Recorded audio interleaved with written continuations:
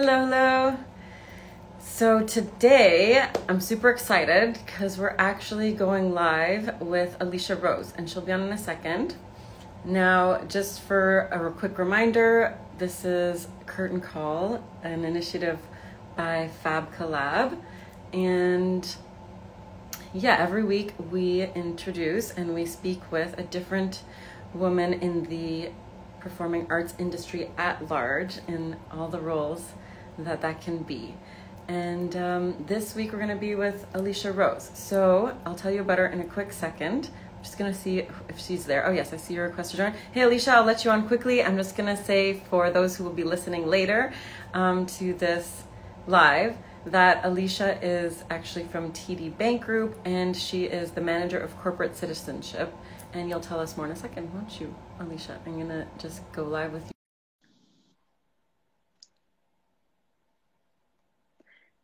And she'll be on in 1 second. Hey, Alicia, how are you? Hi, good. How are you? I'm great. How's your day going? It's a day. I mean, and of course there's a knock on my door right now. Oh, go for it. But I'm going to have to do it. I'm sorry. It's pandemic life. It's not a problem. I'm going to drink some coffee while you're there. So, hey, Charlie. Thanks for joining. Hey, AA Wasti. Thanks for joining. Charlie says, Ali. Yeah, so she went to answer the door. So she'll be back in a second. This is real live. Yeah, so East on. Oh, people are saying hi to you there, Alicia. Alicia, people are saying hi. I'm like, she'll be back, I swear. She went Promise. to answer the door. Hey, Alina. So for those of you who amazing to be here. I feel pretty lucky myself. So I'm just reading the chat here. So for those of you who probably do know Alicia, or for those of you who don't, so Alicia manages corporate citizenship at TD Bank Group, and one of your portfolios is the TD Ready commitment, which is extremely important to the arts, and we will get more into that. But first, I just want to, talk about who Alicia is. Where are you? Who are you? Where do you live? What's your background? Whatever you want to share about Alicia the person. Okay. I feel like I'm on an online dating.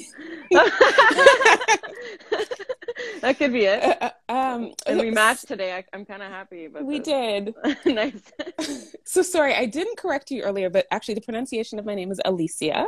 Oh, thank you. It's I think it's Spanish. Alicia. Alicia. It could be, yes. Yeah. There's a lot of time in Spain, a lot of Alicias over there. So, yeah, born and raised mostly in Toronto.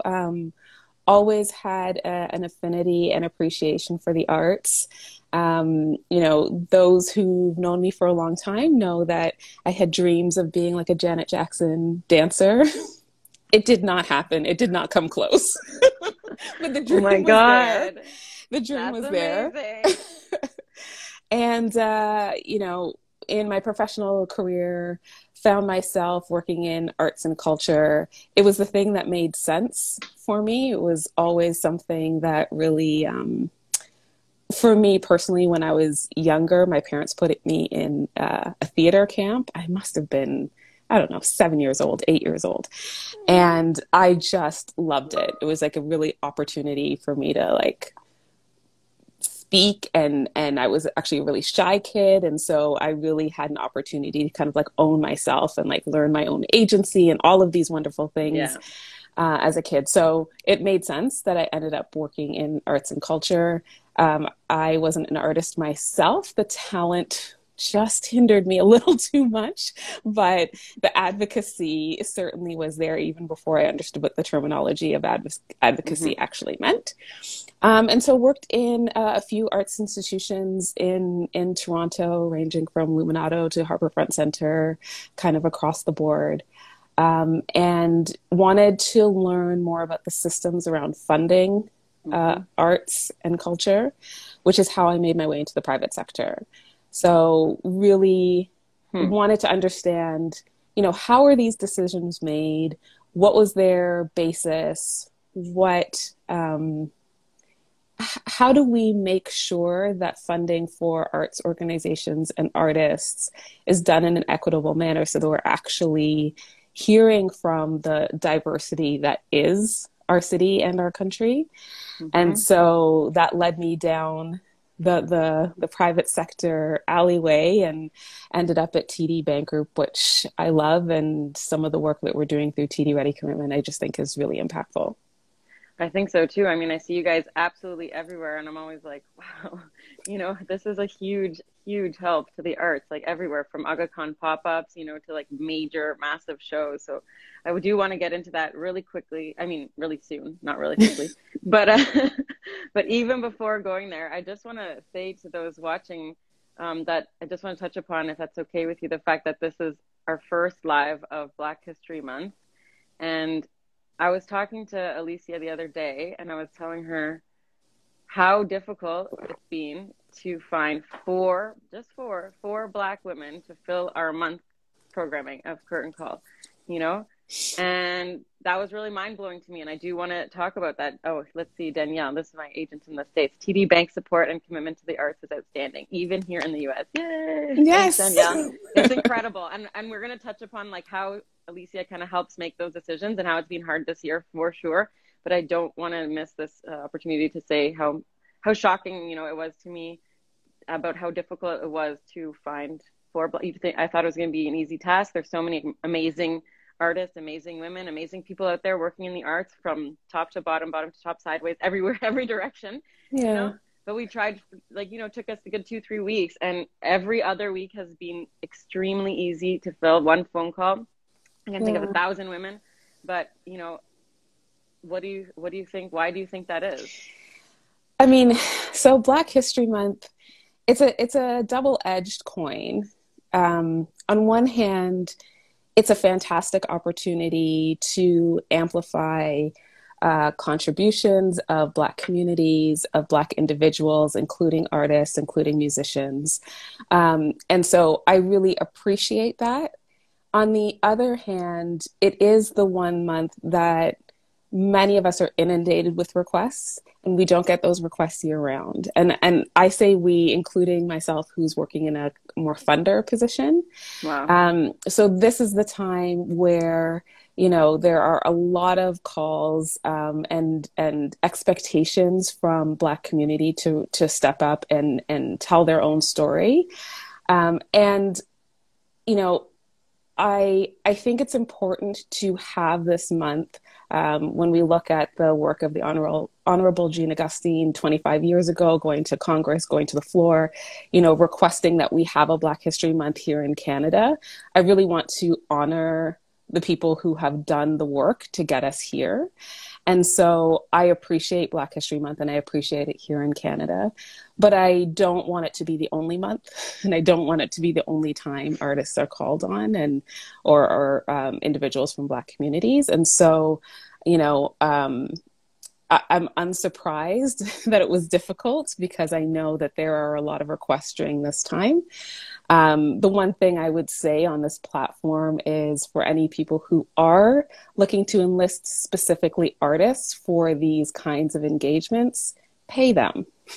Pay them. I'm a funder, so that's fine for me. But if you're looking to engage an artist to perform, to speak, to workshop, to engage your employees and your teams, that's their work. Honor that and compensate them for that work. Coming from a funder herself. And we all know how hard that is, and how people always ask us to do everything for exposure. Yeah, exactly. So, call Alicia. Okay, I got a lineup. Yeah, Leah says that's a very valid point, Danielle. Yes, beyond February. So true. So actually, Fab Collab has been wanting to do that as well. Leah is our co-host here, and we honor the honorarium. Can I get that on a shirt?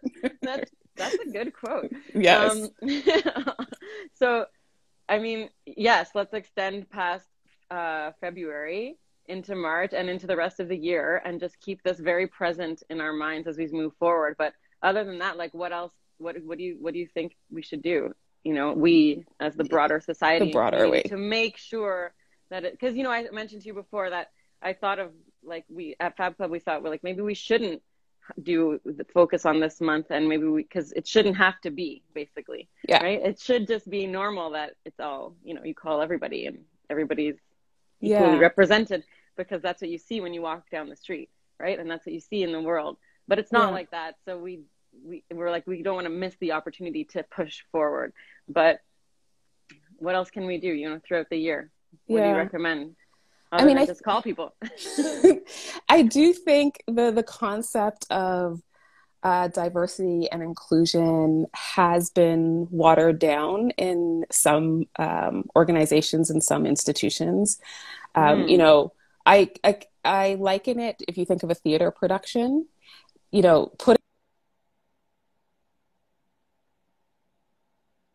think I'm back. Okay. Yeah, you're back. Yeah. Putting a Black person on the stage is not the end goal. It's not the end goal to just say, well, we have a Black actor, so we're now a diverse cast, or now we are, telling diverse stories. Who's directing it? What stories are you telling? Who's written the work? How are you authentically engaging year round? And I think if you, and I'm not saying you, kind of the global you. All good. I think if organizations are thinking about, diversifying audiences and diversifying engagement in an authentic way year round as part of their strategy, as opposed to kind of tokenism, then it won't be as difficult. You'll start to build these relationships with, Indigenous communities, Black communities, Latinx communities. You'll build those authentically year round. So you're not looking for, well, it's Asian Heritage Month, I've got to find an Asian person. It's not about checking the box. It's really about becoming the ethos and the foundation of the work that you're doing, all year round. Yeah. I love that. So please, Alicia, and whoever is on here, please, if you think of any artist or it doesn't have to be artists on this series, Alicia, you're also an artist. I got to say, you play piano. You don't have one here at your house, but we want you to play piano. No. I was like, please play piano. Okay. You're an artist at heart. I'm an artist at heart. You play piano. You're a Janet Jackson backup dancer in my mind. Okay. Thank you. My mind too. I'm imagining that for sure. This is a good first date on our dating site. Those of you who missed the beginning, Alicia said she felt like it was a dating site.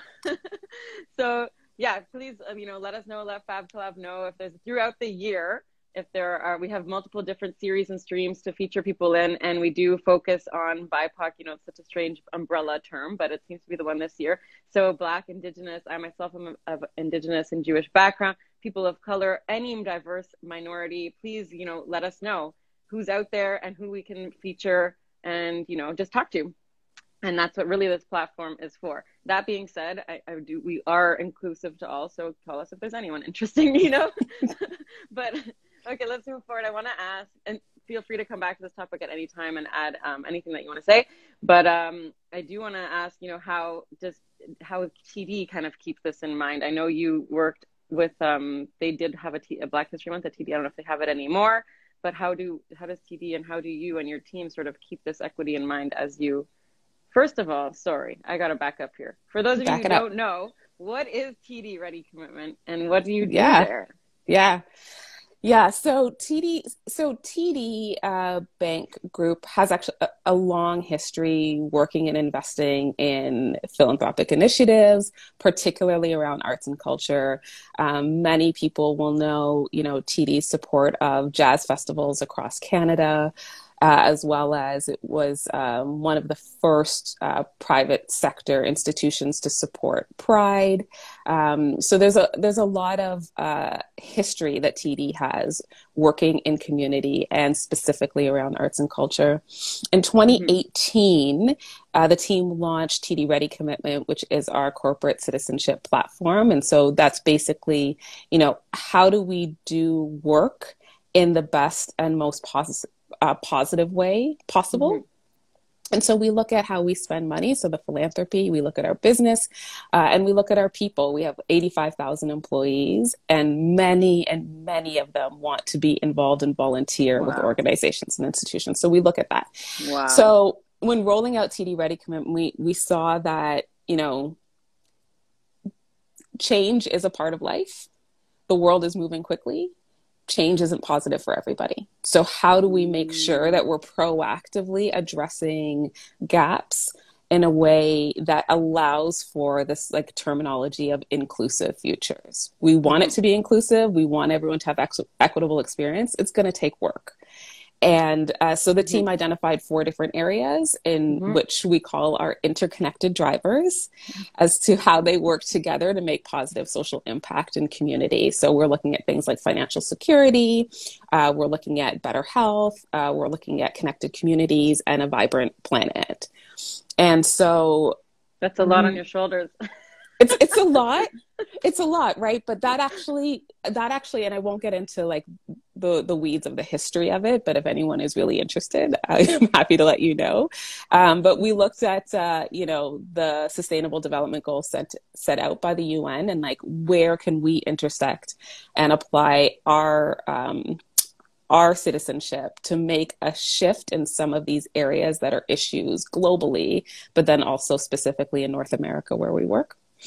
And so connected communities was a huge interconnected driver, which is where we focus on things like arts and culture and that feeling of connection, but also amplifying stories that we don't always hear in the so-called mainstream. And when I say stories can mean any kind of art form, right? But like what we don't always hear, and led by people that we don't always see and hear from. Perfect. And so that was part of the work, and I give absolute kudos to our leadership for developing that strategy. You don't think of that normally when you think of a bank, you know?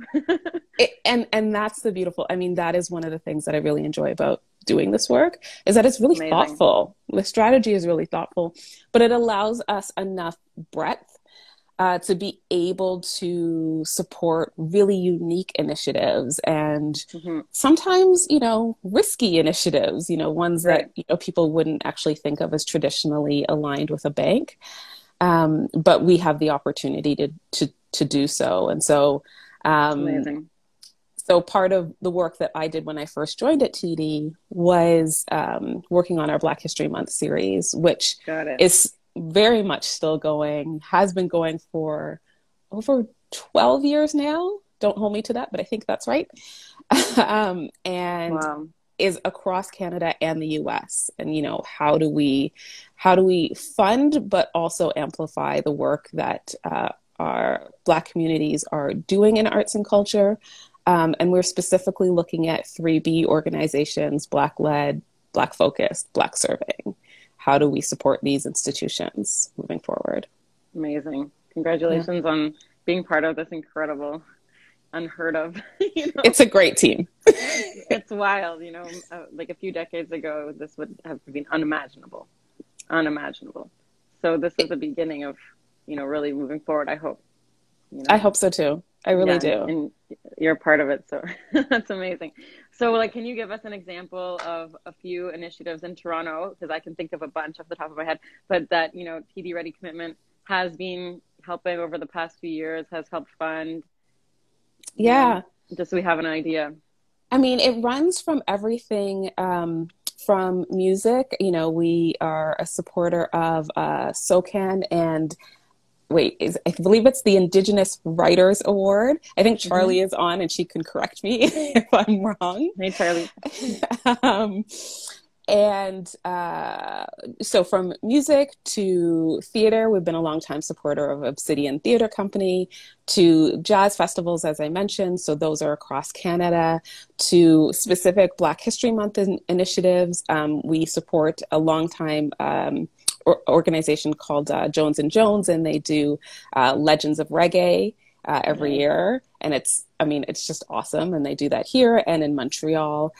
So there's a large variety of projects that we support across all kinds of musical and art genres. What are some of the riskier ones that you guys support? That's what we want to know. What I would say about risky is, it depends on how you define risk for yourself. But, unexpected, joyful. you know, we have worked with certain arts organizations and institutions who have done work in appreciating the human body and the human form. So there's nudes involved. There are institutions that we've supported that are telling stories that people aren't always ready to hear. You know, like it's truth, and it's people speaking their truth, but that doesn't mean everyone's ready to hear it yet. Very true. But if we wait until people say, okay, now I'm ready, and are inviting, we might be waiting for a very long time. So sometimes, you know, it's part of our responsibility to fund artists to be able to kind of push their narrative forward, even if it's uncomfortable for kind of the general population, so to speak. And can I ask you, I don't know if you have like the full answer, but your opinion, like, why is it your responsibility? You just said, you know, it's our responsibility to fund them. Why should it be TD, banks? I can understand why you might feel it would be your personal responsibility. I totally agree. But why would it be a bank's responsibility, you know? Yeah. So, I mean, there's two parts of that. There is one, which is the value set of TD, right? Like, this is the value set of our corporate citizenship team. But the second part of it is, it's good business. There is an expectation from the public, and there's multiple surveys that have been done looking at this. And there's an expectation that, you know, the organizations in which you do business with, you want to see them making positive impacts in community. We've seen it more and more over the past decade. People are holding large institutions to account for positive decisions and not so positive decisions. And I don't want to name other businesses, you know, for examples, but I think we can all think of, you know, certain institutions who have missed the mark in some of the work they have done. And they've been called out quite loudly on social media and other forums. And so, you know, it makes business sense to do this. It makes moral sense to do this. It makes ethical sense to do this. So with those kind of three thoughts in mind, we continue to move forward on the strategy. Such a good answer. I said this to you on the phone the other day, but I just want to repeat it because we thought it was so good. And for my mom, who's I think watching, this is from Maurice McGregor, you know, a very good mentor of hers and myself, and sort of my surrogate grandfather in Montreal. And he said recently, last year when I visited him pre-pandemic, that sort of large institutions and banks are the new church.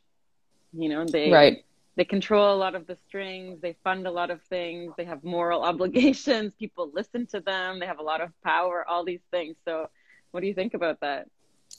I mean, so the caveat I would say is nothing can fully replace your faith and your religion. To, you know, I would like to see those two separated, but I do really very much take the point of there is a certain power, and I think there is certain privilege and power that, you know, banks and companies of that nature have in the work that we're doing. So because of their power, what they do with it is important. It is important. In some. And it's important for, I think, us as a bank to acknowledge the power that we have in this space, right? Because that's the only way you're going to be able to do work in a meaningful way, is if you acknowledge your role in it. Wow, we could end right there, except for such a good comment. But I don't want to end right there. I do want to talk about a couple of other things.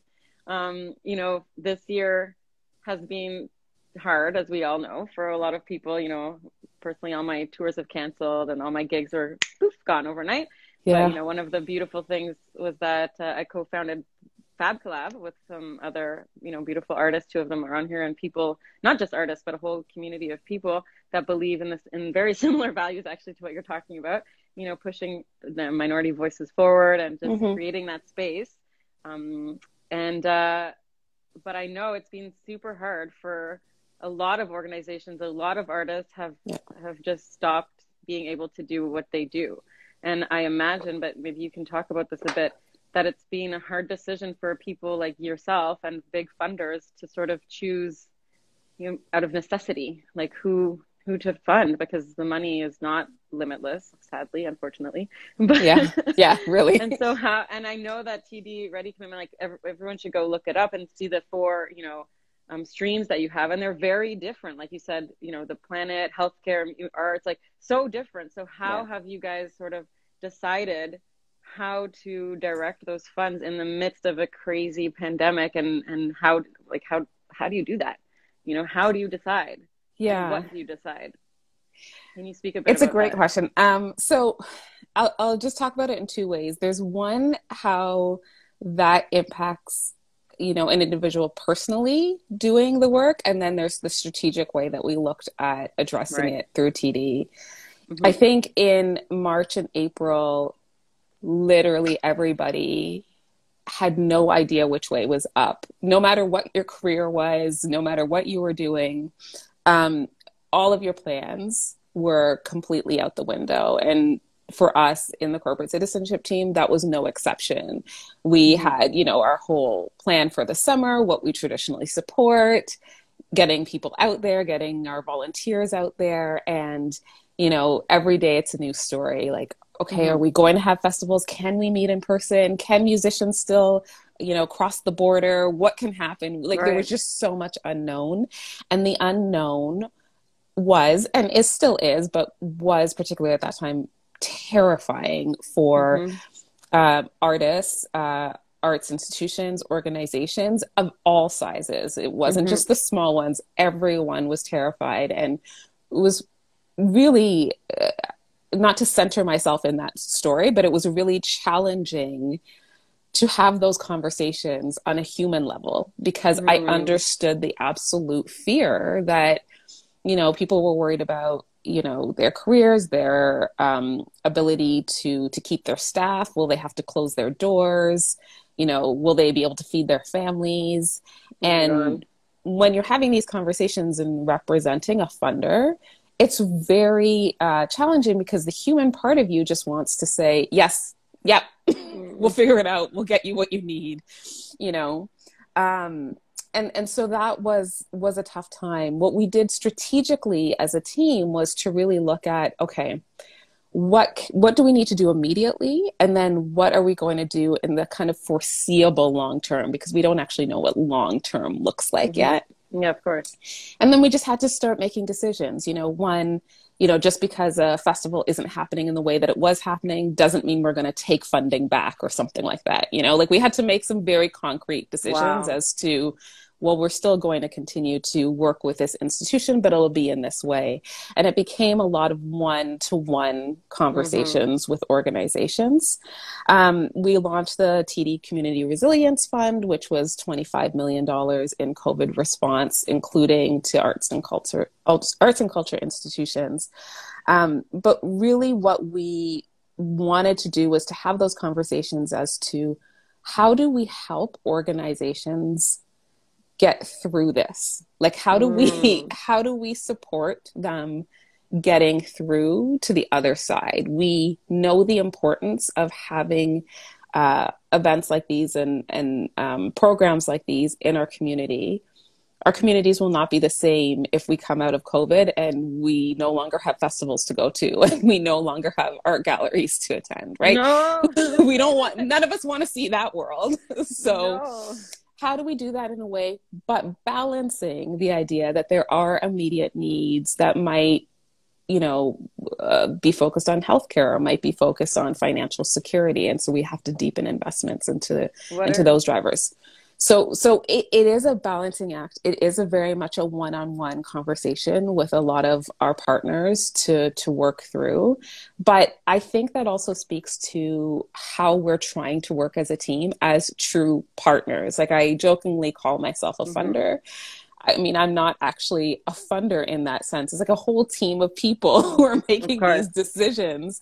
And what we're trying to do is work with these organizations to say, like, okay, what makes sense? What can we do here? You're pivoting to an online platform. Okay, what does this look like? How do we engage? Wow. We're exploring right alongside, but I understand that the impacts of what's happening to artists feel very different than what might, you know, we feel here at TD. Right. So just to make sure I understand, like, basically you had to redirect some of the funds to arts and cultures, which were the hard conversations on the phone, and redirect them to more urgent more, these words are so difficult, but yeah, extremely pressing, urgent now situations. And what, can you give us like an example of what a couple of those things were or are that you faced and that you felt like obligated to fund in, the early pandemic or even now?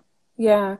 I mean, we have definitely made particular investments in health institutions. We redirected funding that we have a program called TD Ready Challenge, which invests $10 million into community every year. We redirected that 10 million specifically to COVID response and long-term sustainable recovery to COVID, to the pandemic. So we needed to address, what was happening as far as the pandemic. But I think it's important we recognize that addressing what's happening in the pandemic is not just addressing healthcare, right? Like this is a social and economic, a health and environmental issue. Like it's across the board. And so, yes, we've had to, and we've chosen to, I should say, we've intentionally chosen to redirect some funds specifically to COVID response. The COVID response still runs the gamut across our drivers because recovery needs to happen across all of our drivers. That's it's so mind-blowing to me that like these decisions fall on banks and on like a team of people such as yourself. Thankfully you're there. And your team sounds amazing, but like, it's mind-boggling to me. Like this sounds like government decisions and government thought process and moral obligation and financial obligation and all this stuff. You really don't think about this. It's so insightful and incredible to talk to you and hear this perspective because you don't think about this when you think of a bank. Or, I mean, maybe some people do. Let us know. But I don't. Clearly, you do. Clearly, you think about this. Well, but actually, I never thought of a bank in this way. I am not shy to say I had actually never seen myself working in a bank. I have old school West Indian parents who wanted me to work in a very stable environment, as many immigrant parents do. They want that for their kids. And I worked in arts and culture, and I was like, I'm working at this nonprofit. Yeah, it's great. And so I because I never saw myself working in a place like this because I didn't know that this level of thoughtfulness existed in an institution like this. So I don't think you're the only one. I certainly felt the same thing. And I feel very, very privileged to be at these tables and to be able to bring my experience and my exposure to community and being able to bring some of that messaging to those tables. I feel very privileged to be able to do it. Yeah, you're kind of like the bridge. Community, arts, and culture really need funding. There's a bank that feels like it has moral obligation. And you kind of are this sort of bridge that helps both parties. It's a really beautiful thing. And I'm so happy to sort of like be able to expose that, to the world. Guess what? This is what's going on behind the scenes because we often don't see that or don't know about it or don't have no idea, right? We just see like the TD stamp on something and we're like, oh, that's cool. But here's the thought process behind it and, what's been going on. And it's just incredible. Hey, Annalia, I just wanted to talk about the comments here for a second. Yes, thanks for sending out the TD Challenge link. And thanks to supporting the CEE Center through the TD Ready Challenge. You're all amazing. And it's great then. And Danielle says it's great that you can shift to meet the most critical needs. And yeah, of course, the redirection can sting for some. I know that's insane. Like I hate to think of those communities that are probably detriment. Like it's just, oh man, I mean, more than me, but I hope they can bounce back. I the thing that is, I guess, most disheartening about the pandemic is we see the communities and populations that are being impacted the most are the ones that were already feeling marginalized, underestimated, underserved. And so these are the communities and populations who are being hit hardest. And that is artists are of no exception to that, right? Like artists have the community. Artists are one of the most resilient groups of people. Yeah. Artists thrive in, obstacles and challenges and come through. But I'm a woman by the name of Janelle Hines was talking about the concept of underserved versus underestimated this morning on a panel that I was listening in on.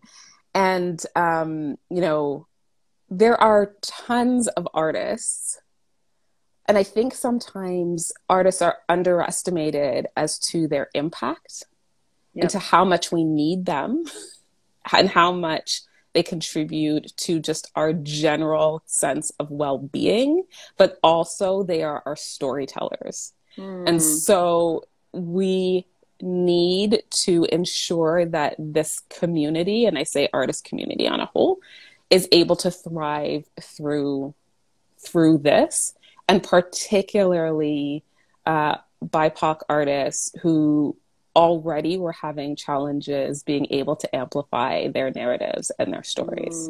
So that's what we try and do. But as you said, it's not TD alone. Like, we need other institutions, and we need government. We need, you know, all of these entities to recognize the importance of supporting artists.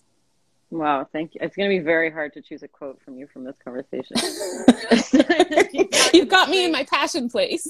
I love it so much. You're talking straight quotes. Everything you're saying is gold. And Alina, who's on here and, you know, chooses our quotes every week, she's going to have a hard time.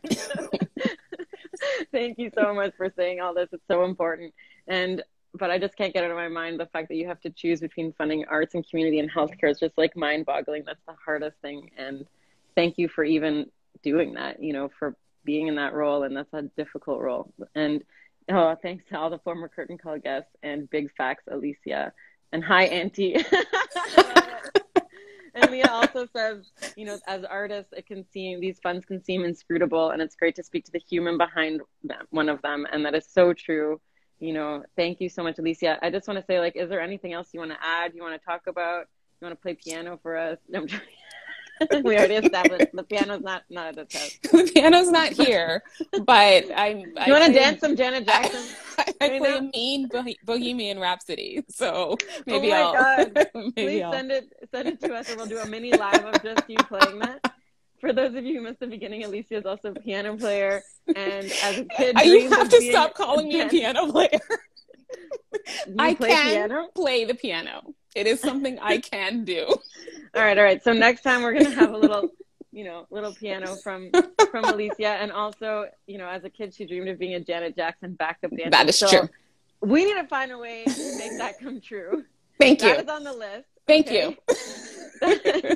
Like, one day I'm going to be the funder, and you're going to be applying Thank you. Janet Jackson backup dancer, and it's a yes right now. I will change my career like that. Oh my God, I can't even wait for that moment. I'll be front and center, like, yeah. Okay, so, and then we have someone saying that they want you to big up your art page. So tell us, you have an art page? Oh, yes.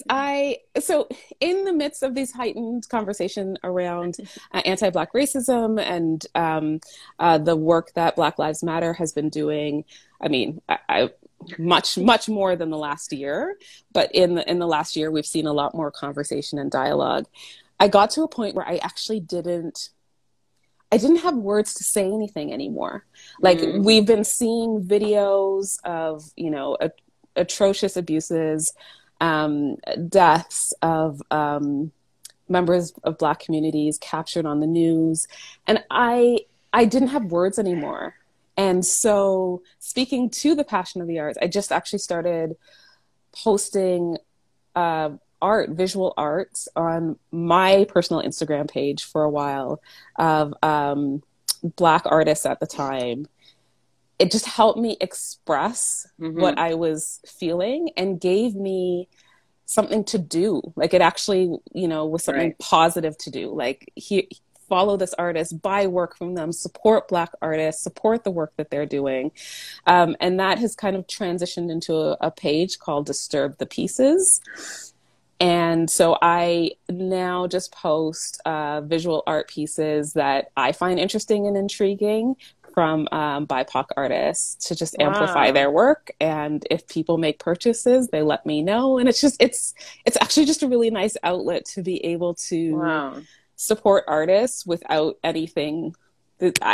Nothing's coming back to me. There's no commission. I just want their works to be out there, and for people to be able to fill their home with some of the joyous pieces. That's a piece from behind me, an artist, Siwa. To be able to fill their home with some lovely pieces.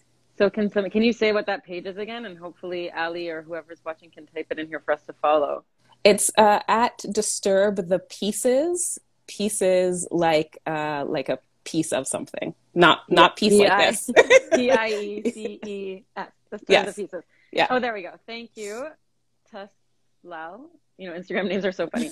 So just at Disturb the Pieces, go follow, go support. And you know what? That's perfect, because next week we have actually a visual artist from BC, Naomi Grace, and she's a beautiful artist. So we'll post her, and you should go check her out. And I will check her out. I don't know her. Yes, I just met her recently as well, so I can't wait. And that's like, thanks for, we didn't even plan that one. Nice segue. We didn't plan the matching shirts either, but I'm happy about that too. Twinsies. Yeah, I love it. I'm so happy. So, that's amazing, Alicia. Thanks for doing that. Thanks for sharing that. Everyone go follow. Oh, look, everyone's posting it now. Love it. And I guess, can't can see people anything. call you? Oh, really? You can't see the chat? Oh, the chat like stopped halfway through. It's fine. Oh, no. I don't know why. Good thing I'm reading it out loud. Yeah. I don't always do that. Okay, good. Justified. I'm like, why am I reading it if everyone can see it? No, good. Okay, awesome. So people are posting that page. And then just for those of you who are tuning in and don't know the series, my name's Tamari Lana, and this is a Fab Collab Live, which is Fab Collab. You can check it out, fabcollab.ca. Thanks, Leah. We look fab, she says. Fabcollab.ca. And we're all about promoting diversity and diverse voices, diverse artists. I'm normally a flamenco dancer and world music singer. My mom's an ethnomusicologist, hence my, natural propensity towards this. Grew up on the road in her field work trips. Always promised myself I would never do this when I was grown up, but here we are. And it is what it is. So Fab Collab is really focused on that, BIPOC artists. We have a series coming up, our Women in Song Festival, March 7th for International Women's Day. More about that soon. I'm just announcing it here. Boom. And, love it. Just I'm excited for that. Yeah, thanks. Keep in touch if everyone who wants to know more or has any artists to suggest or any people behind the scenes on any level, please let us know. This series Curtain Call is weekly, and it focuses on women or female identifying artists and anyone in the arts industry on any level. Okay, so please, we want to hear from you. Let us know. And next week, like I said, it'll be Naomi Grace with Leah. And thanks, everybody. Thank you for this session. Danielle says, always interesting learning about the important work of those featured here. Thank you so much. And Alicia, anything else you want to say? Oh, yeah, we do look fab. Thanks. Well, thank you for that. No, I thank you so much for this. It's been really great to just chat about this kind of work. And I'm just, wishing everyone health and safety through all of this. Thank you. Oh, I guess I have one more question. Can people still apply right now to TD Ready Challenge? And what are you kind of looking for right now if anybody wants to apply? So TD Ready Commitment is open year round. It's quarterly funding. So I think a deadline just passed, if I'm not mistaking my days. So but you can apply at any time. TD Ready Challenge is an annual program. And so that has just wrapped up, and we have just announced the winners of that. And we'll be opening up for our 2021 Ready Challenge, hopefully in spring, summer. Cool. So Fab Club will post a link about that in our stories and stuff, a follow-up link if anyone's interested. Can we get in touch with you? Can people get in touch with you, or who do they talk to if they have more questions? Next deadline is April 1st. Somebody wrote, thank you.